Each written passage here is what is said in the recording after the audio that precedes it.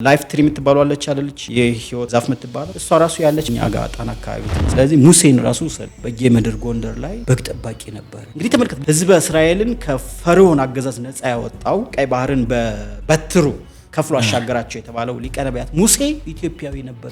ኢየሱስና እናቱ ማርያም የታካቢ ባህር ዳር የታካቢ እንደነበር ይሄ አሁን ስታየው ለሌሎች ተረት ሊመስል ይችላል። ፍልሰታ የሚባለው እዛ ነው የመጣው። እንደውም ይሄ ጾሙ ራሱ ማለት ነው ከግብጽ ወደ ኢትዮጵያ መጥተዋል እና ጣና አካባቢ ነው የሚባለው። ኢየሱስ ክርስቶስ እንደውም ኢትዮጵያዊ ነው፣ እናቱም ኢትዮጵያዊ ነች። ሳይንሱም ፕሩፍ ያደርግላል። መጽሐፍ ቅዱስም ላይ የመጀመሪያው ምዕራፍ ላይ ነው ቀድማ ማለት ሀገሩ ገነትን ያጠጣታል ከሚባሉ አንዱ የጊዮን ወንዝ የሚለው የአባይ ወንዝ ነው። እዚያ አካባቢ ያሉት የተሰወሩ አባቶች በደመና ሳይቀር ተጭነው ነው ሚቲንግ ያደርጋሉ የሚባል። እሱ ደግሞ ጥበብ ደግሞ ቀላል ነው። ደብተራው ተዋና የሚባለው የጎጃሙ ሂዶ የንጉሱን ማዕድ ይበላ ነበረ። በደመና ተጭኖ ነው የሚሄደው።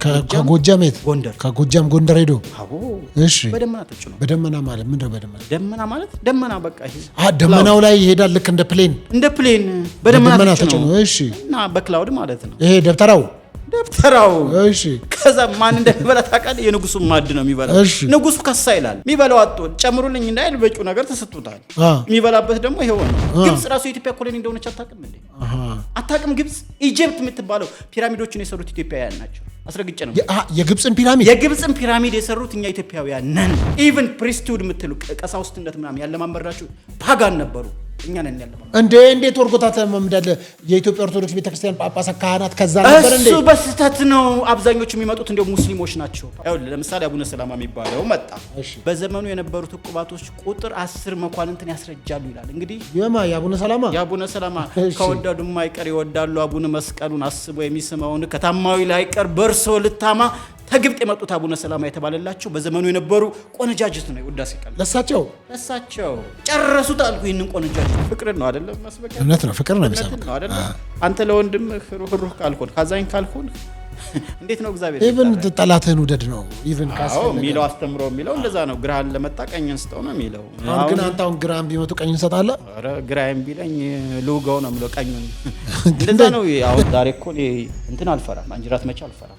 ይሄ ቤት መኪና የሚነዳው የሃይማኖት አባት ነኝ ብሎ ነው ለእግዚአብሔር ያራራ እንትን ይገጭሃል። እሱን ነው የምፈራው። ይራራልኛል። ይሄ ማንጅራት መቼው ይራራል ብዬ አስባለሁ። መኖር ወይስ አለመኖር ትልቅ ጥያቄ ነው። ማስተርፒስ ወይም ከንቲባው በሚለው ስሜ ነው የምታወቀው ማህበራዊ ሚዲያ ቲክቶክ ፕላትፎርም ላይ እኔ ኦርጋኒክ ነገር ነው በልቻ ያለኩ። የሀብታምም ልጅ ነኝ፣ ችግር የለም። እንዴ የሀብታም ልጅ ነህ? ያ ያሉ እኮ የብር ሸለቆ ልጆች እኮ ያዩሃል በኋላ ችግር ይዩኛ። ታዲያ ከብት ካልክ ወደ ከመቶ በላይ ከብቶች እንዴ ወደ ታረድልሃል። አሁን አንተ ሲያምርህ ምናምን በልጅነት ተፈለኩ የበግ ጠቦት እንደውም ከወተት ራሱ አማርጬ ነው የምጠጣው። እንዴት ምን አይነት ወተት በተፈጥሮ ነጭ ነው አይደል?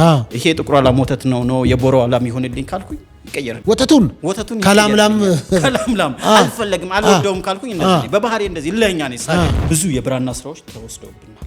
በፒኤችዲ ደረጃ ያስተምራሉ። ሂድ ጀርመን ምናምን አብዛኞቹ ለምን ይመስላል ግዕዝን በፒኤችዲ ደረጃ የሚያስተምሩ? እንዴት እሱ የጻፈውን ነገር አንብበ እንደ ሼክስፒር ትሆናለህ? አንደኛ አትሊስት እሱ 30 ምናምን ከጻፈ አንተ ደግሞ 10 ጽፈ ነው አሞን ያለበት